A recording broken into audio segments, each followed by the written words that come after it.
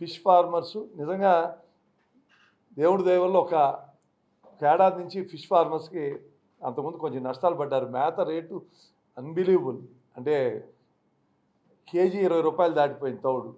Shrimp అంటే ఫ్యాక్టరీలు ఇవ్వాలి, ఫిష్ ఫీడ్ అందరూ రైతులు కలుపుకుని తయారు చేస్తారు, చేసిన చెక్క పచ్చిపిండి ఇట్లాంటివి కలిపి. ఆ ఫీడ్ రేట్లు తగ్గబట్టి ఇప్పుడు ఫిష్ ఫార్మర్స్ అందరికీ బాగుంది.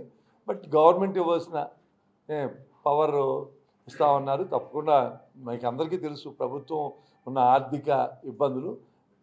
ఇది one of the major sector. ఆ ఒకటి చేస్తే కొన్ని లక్షల మంది దీని మీద ఆధారపడి కొన్ని లక్షల మంది రైతులు వాళ్ళ మీద డిపెండ్ అయి ఉన్న వాళ్ళందరికీ ఉంటుంది. తప్పకుండా మేమందరం ఒక ఆ మెయిన్ బెల్ట్, ఆ బార్డర్ ఆఫ్ కొల్లేరు ఆ ప్రాంతం ఫిష్ ఒరిజినల్గా మొదలైంది అక్కడ, దాని నుంచి వచ్చాం. ఇవాళ మేము అందరం ఇలా ఆర్థికంగా ఉన్నామన్నా కూడా చేపలే కారణం.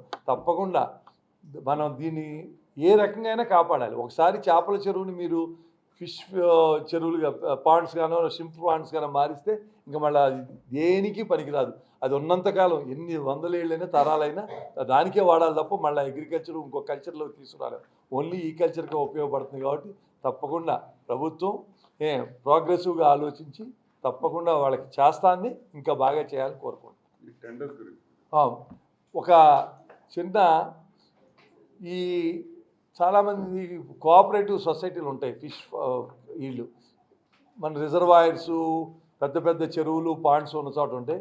అక్కడ సప్లై చేసే ఫిష్ సీడు కొంత అక్కడ నాకు తెలిసినంత వరకు లోపాలు జరుగుతున్నాయి.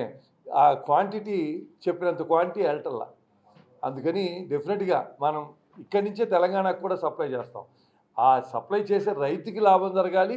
రైతుకితో పాటు అక్కడ వేసుకునే వాళ్ళకి ఆ సొసైటీలో మీకు ఈ చెరువులో ఒక ప్రాజెక్ట్ ఉంటుంది, కృష్ణా రిజర్వాయర్లో మీకు 1 కోటి పిల్లలు వేసామని చెప్పి వేసింది 10 లక్షలు అయితే చాలా నష్టం వస్తుంది. అందుకని ఆ విషయంలో కూడా మీరు